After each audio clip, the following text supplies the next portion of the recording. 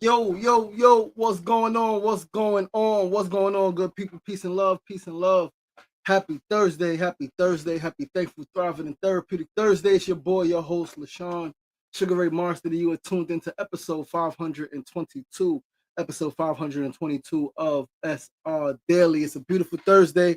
I'm in an incredible mood, man. I promise you, like all the low moments lead to more high moments, but you never really appreciate the high moments. You never fully enjoy the high moments, man, until you have some low moments. And your lowest moments precede your highest moments, man. So you just got to stay focused. You got to stay committed. You got to find something to hold on to, right? You could lose all your money. You could lose your family. You could lose your fucking health, right? You could lose your home, your housing. You could lose everything. But no matter what you lose, you gotta have something to hold on to. That could be your dream, that could be your vision, that could be your mission, that could be your character, that could be your integrity.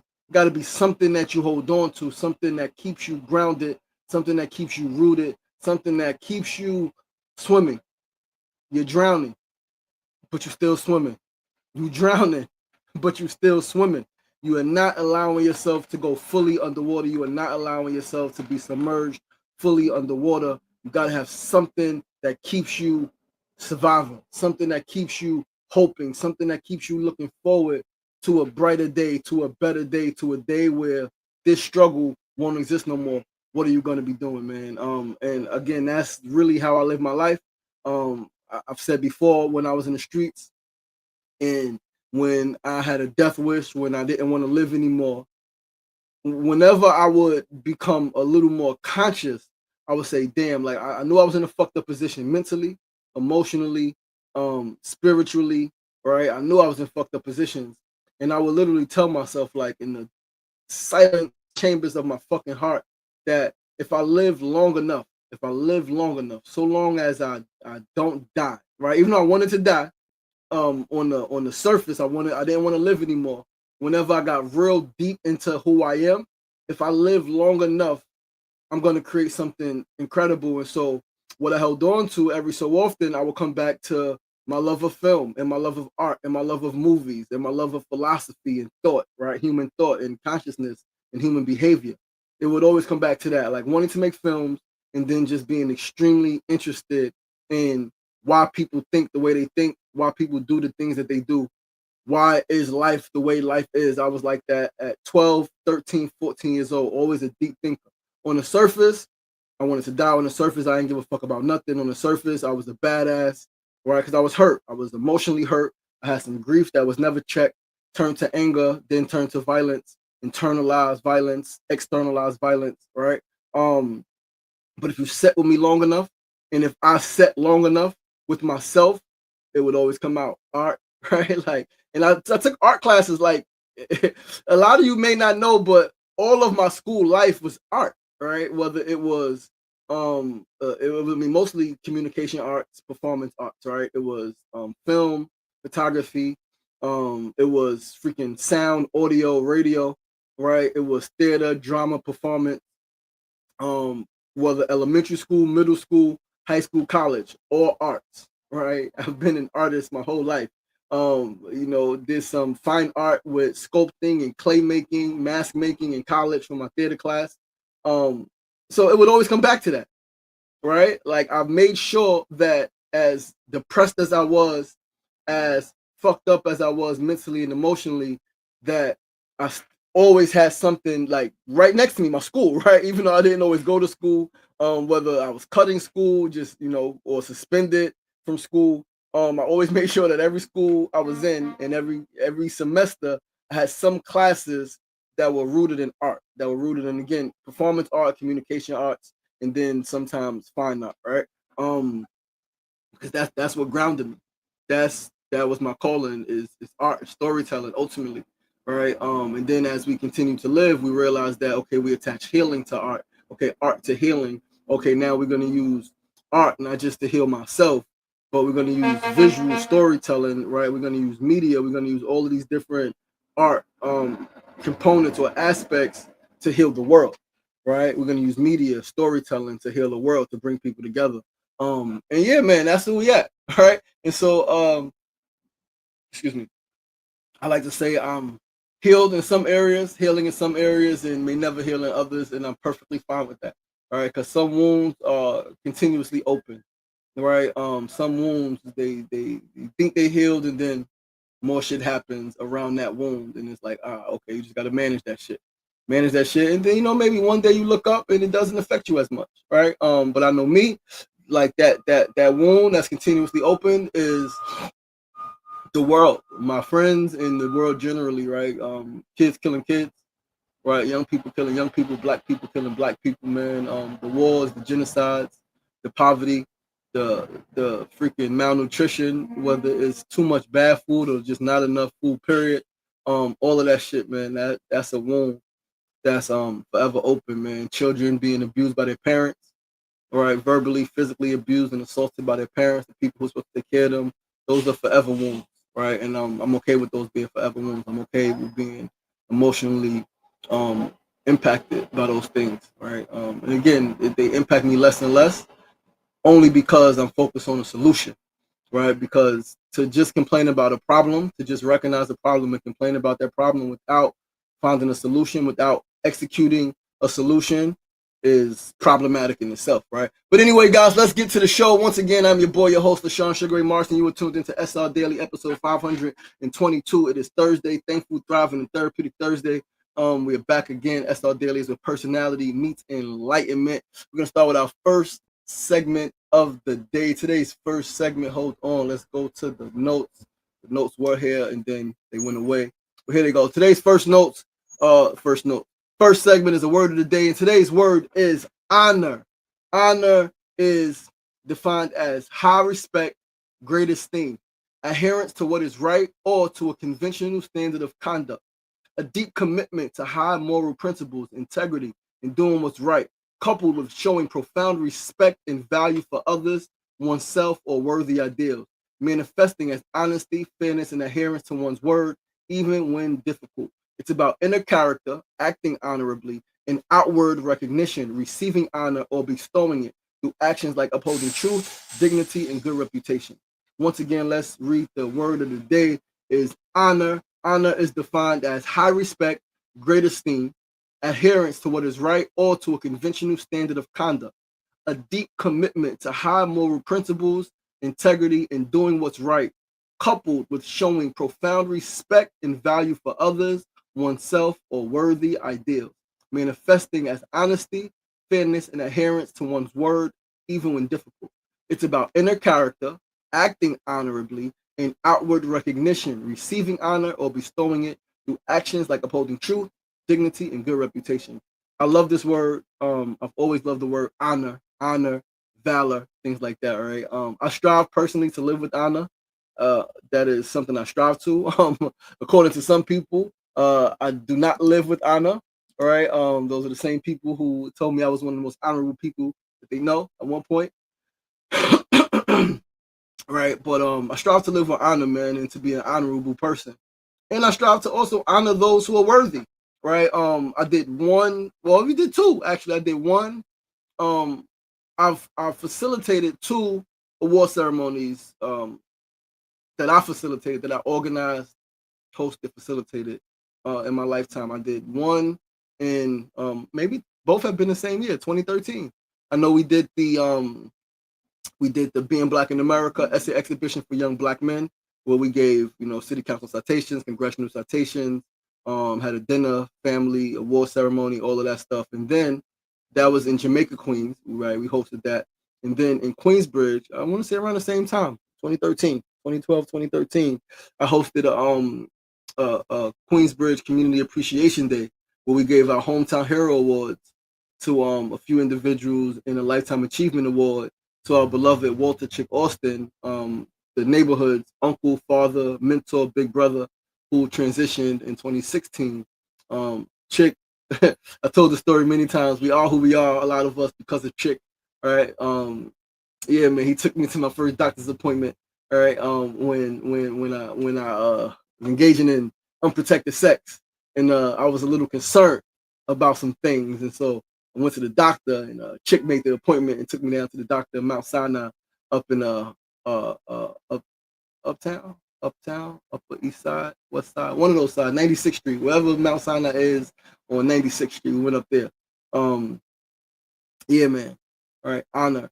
I personally think if more people committed to living with honor and to honoring those, you know, to be, and bestowing honor upon those who are worthy, I think that alone will make the world a better place. All right, respectfully, I think that alone will make the world a better place. Yo, Mona Love, what's going on, baby? What's going on? Sefu Sankofa, peace and love. Sefu says some wounds are cuts that leave permanent scars. Facts. Honor thy ancestors. Honor thy ancestors. Honor yourself. Right? Honor yourself, man. Honor yourself. Honor yourself. Yes, yes. Queensbridge Appreciation Day was beautiful. We did it outside on the hill in the community center. In front of the community center, we had chairs set up. The community center entrance that was like the stepway, right, where people got up and spoke. We honored at the time Bishop Mitchell G. Taylor. We gave him a plaque. We honored Veronica Franklin. We gave her a plaque. We honored Kim Smith. She was educated with the nursery. We gave her a plaque. We honored two young brothers, Veronica's son, one of her sons, Jaquan and his friend Jameek. They were business owners. They created a fashion line called OW, Original Work. They were doing incredible things. They did, fashion shows in the neighborhood. We honored them. And we did one posthumous honor for, we also honored Margaret Barnes, right? Margaret Barnes, OG, triple OG for the neighborhood. We honored her for her freaking decades of organizing and activism in Queensbridge. And then we did a posthumous honor for a beloved of mine, George Jefferson, dear friend of ours. I told the story about him, man, 20-year-old brother who passed away in his college dorm room in 2005 while I was incarcerated at 20 for getting in trouble. He was doing the right thing. He was in school. He was playing on TV. No doubt he was going to make the league. And he died in his sleep in his college dorm room. So we honored him. We gave, called his mom out, his family out, man, gave him a plaque, gave them a plaque in his honor.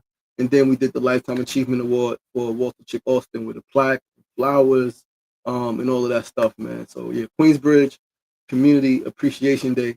But yes, Mona, yes, honor thyself. Yes, honor thy ancestors, honor thy mother, honor thy father, but honor your fucking self, man.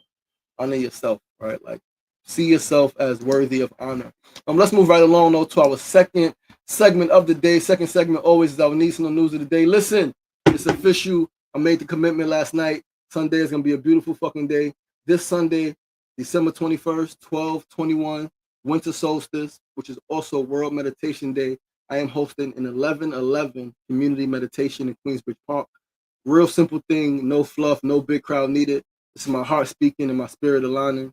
I initially had the vision to do a solo, just sitting on my block, right? Initially was going to do from 11/11 to 12/21, just sitting on my block, right? An hour and 10 minutes, just sitting on the block, sitting there in silence, right? And I'm still wrestling, but I put it out there, so we are doing it public, right? Because I had the vision to make it a public thing, because like, why not? Because why not? It's known that when one person breathes with intention, like, it reverberates across oceans. So imagine if 5 or 10 people meditated on the harmony of the people and on the peace across the land. What could happen? What could happen if we sat and meditated together? If we sat and breathed with intention together, right? So this is a sacred time. Last year I was there. Brother Sefu was there when World Meditation Day was formally introduced at the United Nations. I was and still am so proud because I know that I had something to do with that, right? I had something to do with that. I had something to do with that. And that has something to do with the growing movement of meditation across NYC and throughout the U.S. Because for the last 15 years now, man, I've been actively practicing meditation and preaching the benefits of meditation. And when I was working with the NYDC, right, Misunderstood Youth Development Center, and we had the Alternative to Incarceration program at the Queens Criminal Courthouse, working with the Queens DA, just helping young men like avoid prison time by coming to our program. And I worked with them on Fridays. It was a 5-day-a-week program, and for 4 years, from 2011 to 2015, about 2011 to 2014, 2015. I worked with them every Friday, right? And through that work, I brought in some monks from India, right? It was One World Academy, Ashwin and Ananda Giri. They came in, man, and did some meditation with our young people. So that was extremely powerful. And, then meditation was, I mean, it's always been a powerful thing for those who know. But it was always, then there was a lot of people who called it just this thing, right? Now it's growing, right? It's growing legs. It's a real thing now in the United Nations, across the globe. People are recognizing the power of meditation. And so, yeah, man, join me Sunday in Queensbridge, right? I'll start gathering at 10:30 a.m. in the park, burning some sage, right? Some Palo Santo, man, just getting in the zone. But 11:11 a.m. we're gonna do an 11-minute meditation from 11:11 until 11:22. We're gonna do a meditation. It's gonna be real short. It's gonna be real powerful. Um, yeah, World Meditation Day, winter solstice. Because why not? Why not, man? Again, I've said multiple times, meditation changed my life. Right? Meditation is the reason. Is one of the key reasons that I am who I am today, and I am how I am today, by being able to go within, by being able to still the noise, block out the noise, center myself, right? Not just the noise outside, but even the noise inside. Being able to center myself with my breath,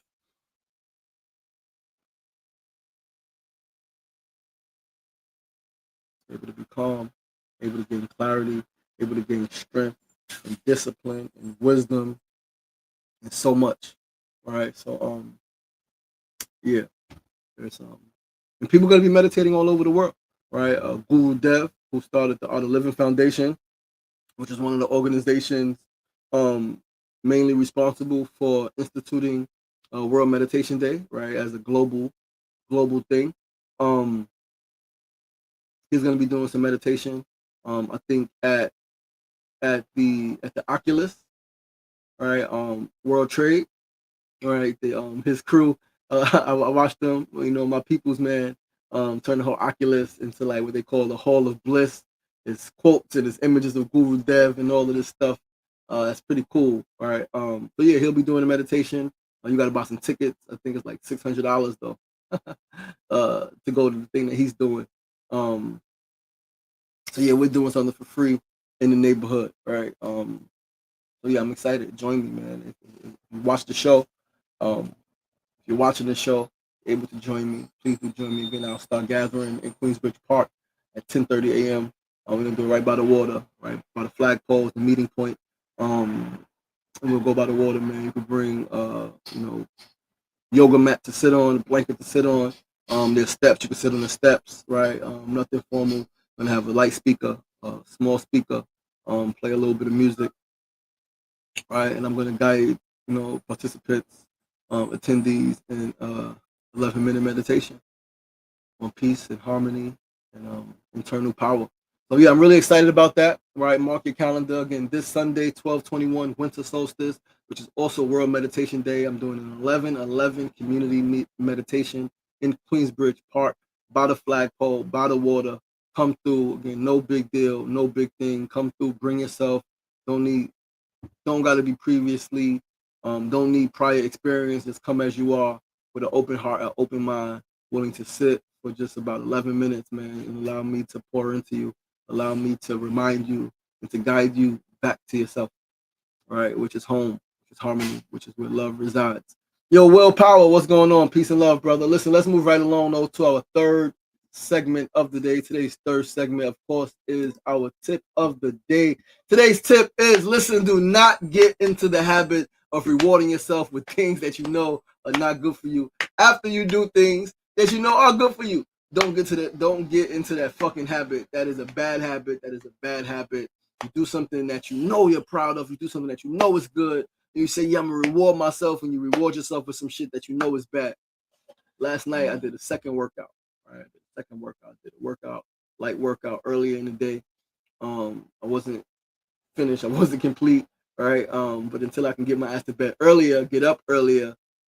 Right. Because I could do a full workout in the morning. I still may do something light in the evening. We're gonna figure that shit out. But the second workout for the day yesterday, right? And it was the first time in months right? I was able to do 2 workouts. I was able to get everything that I wanted to get done, right? Wasn't able to get it all done in the morning, but finished in the evening, hit my step count, hit the set count, lit, right? So afterwards, I had ice cream. Right? I had ice cream with some banana bread, all right? But I never want to think of that as the reward type of thing. Like, oh, I'm rewarding myself, right? I did something great.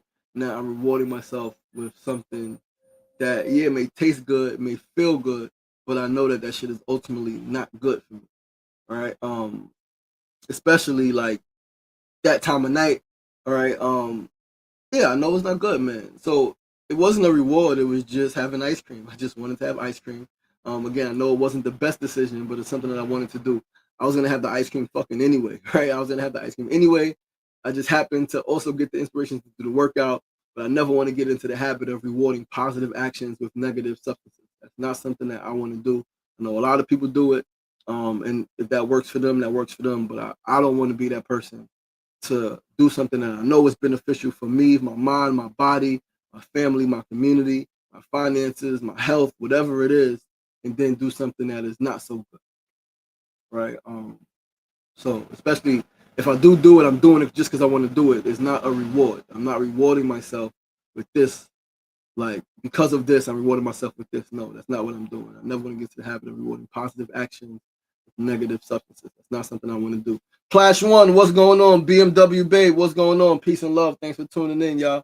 Thanks for tuning in. Listen, family, we're going to move right along to the fourth and final segment of the day. Today's fourth segment is a build of the day. Today's build, your words impact water. Your words impact water. Your words impact water. I meant to pull it up over here.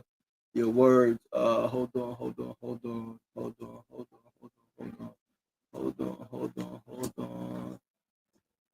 Can your words impact? Because I got something written, but I wanted to pull it up over here as well.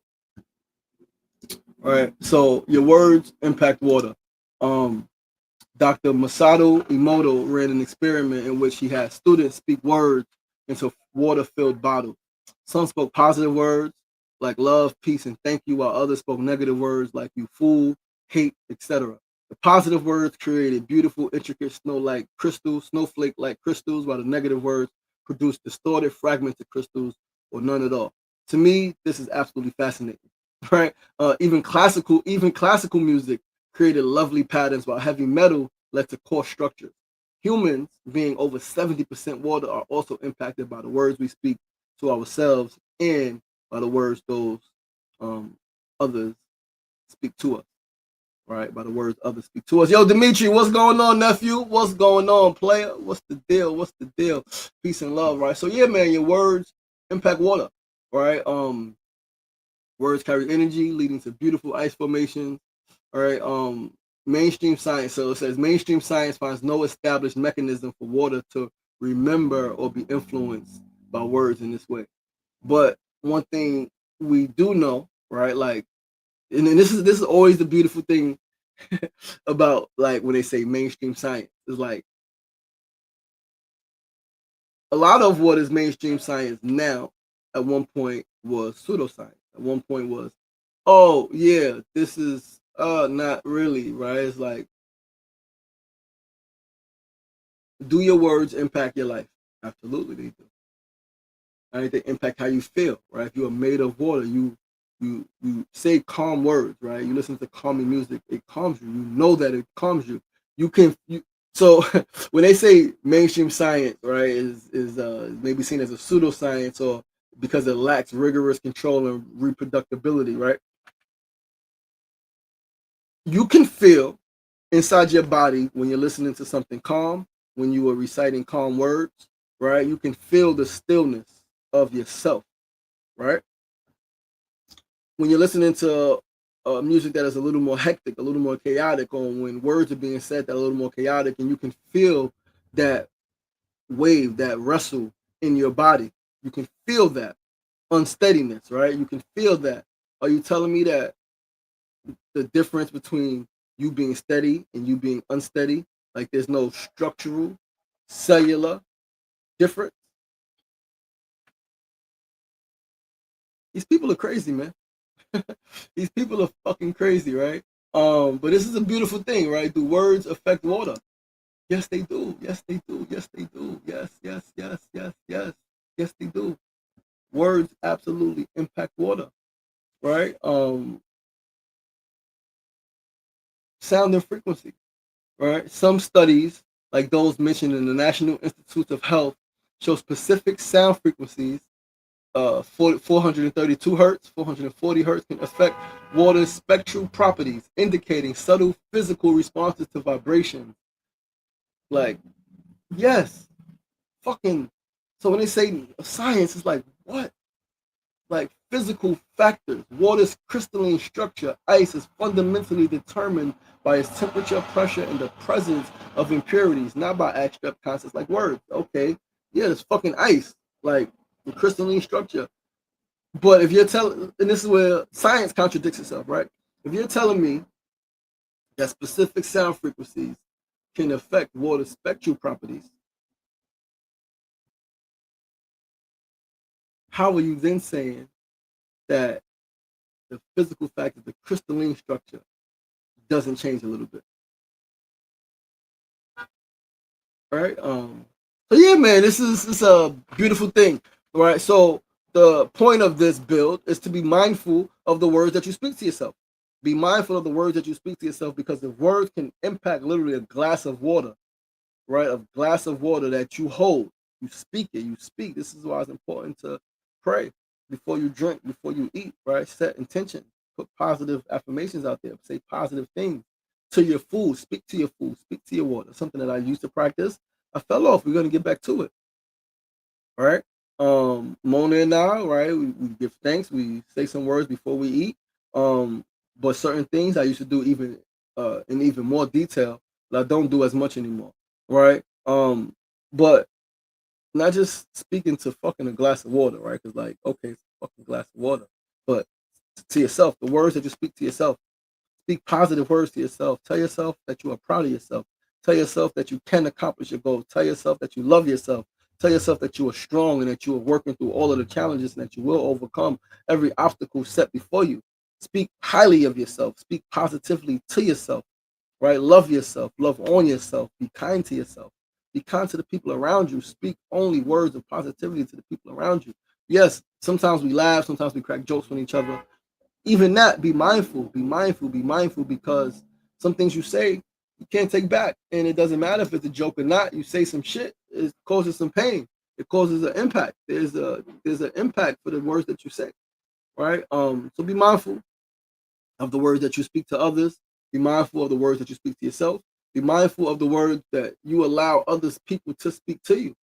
Don't let anybody just say any old thing to you. Don't let anybody say anything to you, man. Like, protect your space, protect your peace, protect your mind, protect your heart, protect your body, protect your cellular fucking chemical makeup, right? Protect yourself, right? Your heart, protect your heart, right? Protect your heart, protect you, and protect the people around you, right? And one of the ways to protect the people around you is by ensuring that you are always operating from a place of love.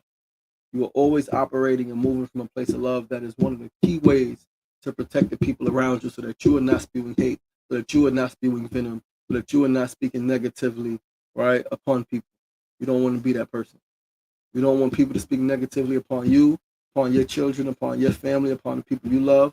So you also make sure that you're not that person speaking negatively upon the other people, because they are loved by somebody, right? Regardless to what you think, clear your fucking mind, heal your mind, heal your mind, heal your mind, heal your mind, heal your mind.